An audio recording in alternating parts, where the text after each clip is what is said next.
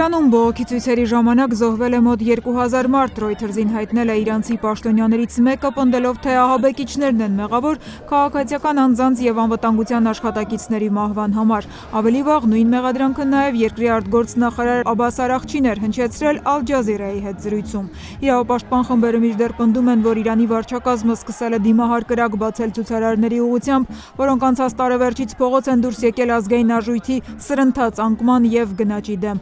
Ինտերնետային և հեռախոսային կապի անհասանելիության պատճառով անհնար է ստույգ տեղեկություններ ստանալ տեղում տիրող իրավիճակի մասին։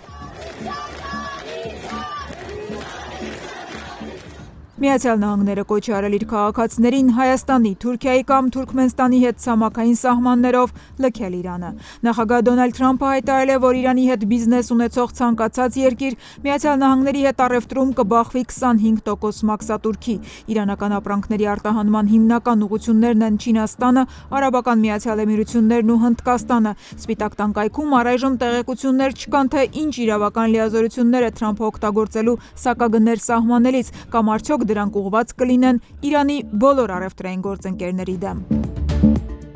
Զանգեզուրի միջանցքը կարող է գործարկվել մինչև 2030 թվական, Անադոլու գործակալությանն ասել է Թուրքիայի տրանսպորտի նախարարը։ Աբդուլքադիր Ուրալօղլուն ընդգծել է, որ գործընթացը սկսվել է Միացյալ Նահանգների մասնակցությամբ, հավելելով, այս տարի ևս այդ ուղղությամբ առաջընթաց են ակնկալում։ Մենք անցած տարվանից սկսել ենք Կարս Իգդիր Արալըկ Դիլուջու երկաթգծի շինարարությունը, որը կարևոր է Զանգեզուրի միջանցքի համար, ասել է թուրք նախարարը։ Կարսից դեպի Նախիջևան 224 կիլոմետր երկարությամբ այդ երկաթգծով Թուրքիան կկապվի Ադրբեջանի, ապա տարածաշրջանի մյուս ցանցերի հետ։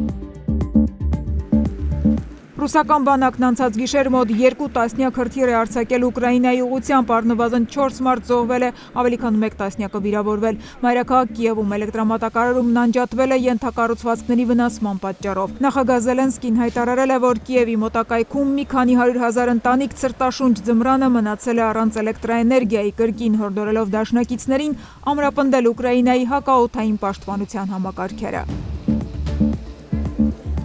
Փարիզում սկսվել է Ֆրանսիայի ծայրահեղ աջակողմյան առաջնորդ Մարին Լը Պենի վերաքննիչ դատավարությունը, որը կորոշի, արդյոք նա կարող է մասնակցել 2027-ի նախագահական ընտրություններին։ Անցած մարտին առաջին ատյանի դատարանը 5 տարով արգելել էր Լը Պենին պետական պաշտոն զբաղեցնել Եվրամիության միջոցները չարաշահելու մեղադրանքով։ Վերաքննիչ դատարանի որոշումը սպասվում է մինչև ամառ։